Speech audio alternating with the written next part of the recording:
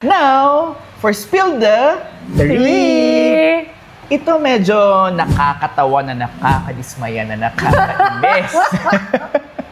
Kasi, mahilig ka ba mag-Facebook Live?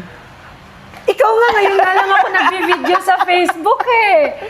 Di ba? It takes guts. Kasi alam niyo, mag-Facebook Live lang ako before sa work when I was still an active journalist sa ABS-CBN. Sinisita ako ng boss ko. Oh! Oo. Pwede ba tayong manita ngayon? Kasi pwede kong sitahin si Senator Alan Peter Cayetano. Imagine in that short-lived 28 days Yes. na nag-Senate President siya. Mas marami pa siyang Facebook Live. Kesa session. Yes. Kasi he went live again just few days ago dahil nga sinisita yung pag-Facebook Live niya at dinedefend niya pa talaga. Ba't kayo galit na galit pag nagpe-Facebook ako? Ganun kalala, dinedefend niya. At hindi niya ma-realize bakit siya kinikriticize. Sabi, ba't kayo galit? Di ba? Iko-compare niya pa yung sarili niya sa ibang senators na sila rin naman daw, bawat kibot daw, binibidyohan. Ang difference kasi noon, binibidyohan sila while they're in Senate. Oo. Ikaw nag-video ka habang sila nasa Senate. Ikaw nasa office mo. Di ba? Yes! Yun yung problem doon.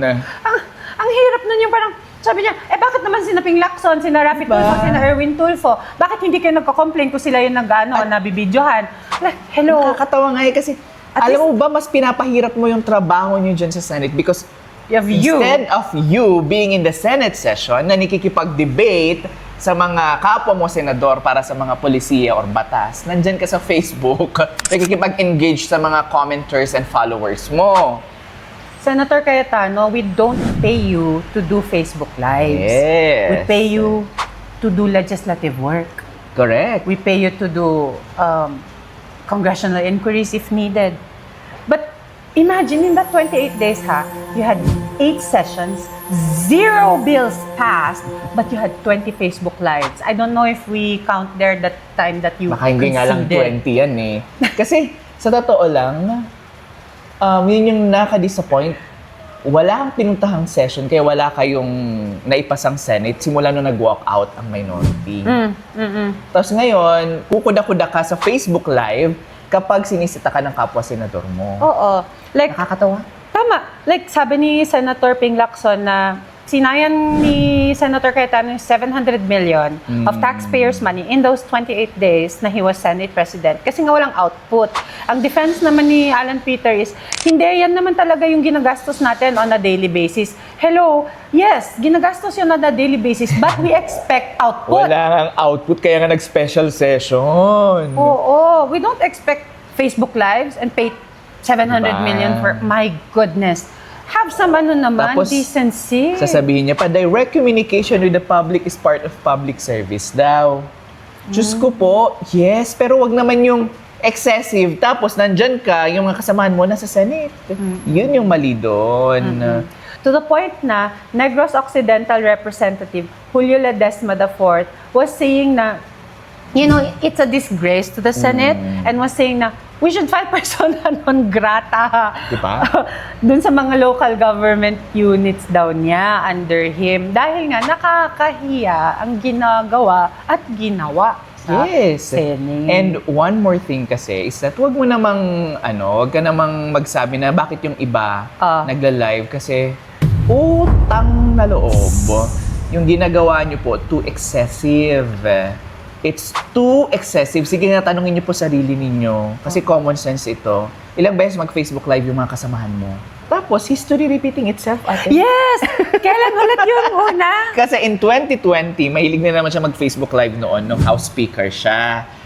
Tapos, ginagawa niya kasi usually yan kapag may mga struggle sa, sa power, no?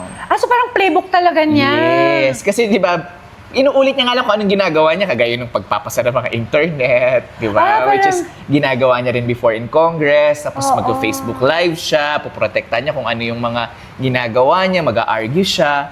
So before, nung malapit na siyang i-oust para ipasok si Lord Velasco, yes, bigla siya nag-Facebook Live na irrevocable resignation na daw siya. Ay, bongga. Kasi within the day pala, i-oust na siya. I am tendering my irrevocable resignation as the Speaker of the House of the Republic of the Philippines. Ngayon, ganun ulit nangyari. Pero ang difference naman, hindi siya nag-Facebook Live. Nag-post siya sa Facebook. Pero a night before, naka-Facebook Live na naman siya. Alam niya na na may isang senador na aalis sa block niya, si Senator Villanueva. Grabe. Tapos biglang Paul. Facebook post, nagko-concede na siya. Paulit. May kanta si Maring Taylor dyan, di ba? Yung, I've seen this film before, but I didn't like the ending. So, ganun Yun. lagi. Ay, nako. So, ang mangyayari dyan, hindi natin alam dahil hindi na siya na Senate President. Malay mo naman, medyo wala ng Facebook Live. Kaya, I think na ano na siya. Baka maganda meta payout dun na. At ang nakakatawa, ganun ba siya kapeti? Talagang hindi pa siya pumasok. Di ba? So, pumasok na yung mga kasamahan niya after ma-elect ni Senator Oo nga, Lynn pumasok Gatchalian. yung kapatid niya. Siya wala. High blood pa nga si High blood Senator pa nga si Pia. Madam Pia. Grabe, pinaginitan pati media. Nangungumusta lamang Yeah. Ay, Common nako. sense, di ba? Common sense, di ba? Common sense, di ba? What's in the rules? What's in the Constitution? When you have 13, yun lang. So, pag hindi sumunod sa rules, doon lang naman kami may problema. Pero pag sumunod sa Constitution at sa rules, there's no problem. That's just how it is. Common sense. Kaya nga tinatanong sa inyo, di ba? Kinamusta ka na nga galit ka pa rin. Ano ba talaga gusto mo, ate? Alam mo, nakakatawa to mga politicians na to Kailangan nga namin kayong tanungin kasi yun yung trabaho namin. Huwag nyo naman kaming saguting common sense. Tsaka ganun ba ulit ang mangyayari, Senator Cayetano, na pag talo ka na naman or nanalo ka na naman or may problema na naman, di umay na naman kami sa Facebook Live mo. Ganun lagi. I'm sorry. So, bottom line here is that okay lang namang mag-Facebook Live. Ay, oo. Pero ilugar natin. At wag mo sayangin ang pera namin. Yes. Gawin nyo naman yan outside your working hours. Tama. Okay lang kung gagawin nyo during your working hours, make sure naman na walang masasagasahan na mas importanteng bagay. Kagaya niyan, tingnan mo, napunta sa special session yung mga dapat na i-promote, di ba? Tama, yung mga, sundalo generals na muntik pang natenga ng isang buwan. tsaka muntik pang ayawan ni Marcoleta because of Ay, oo. technicalities. Diba? Buti na lang na-overrule siya. Oo, buti na overrule. Kaka-pride niya, di ba? So, yan, yung mga yan, ang mga nabinbin dahil sa inyo. We expect more and, to whom much is given, much is expected.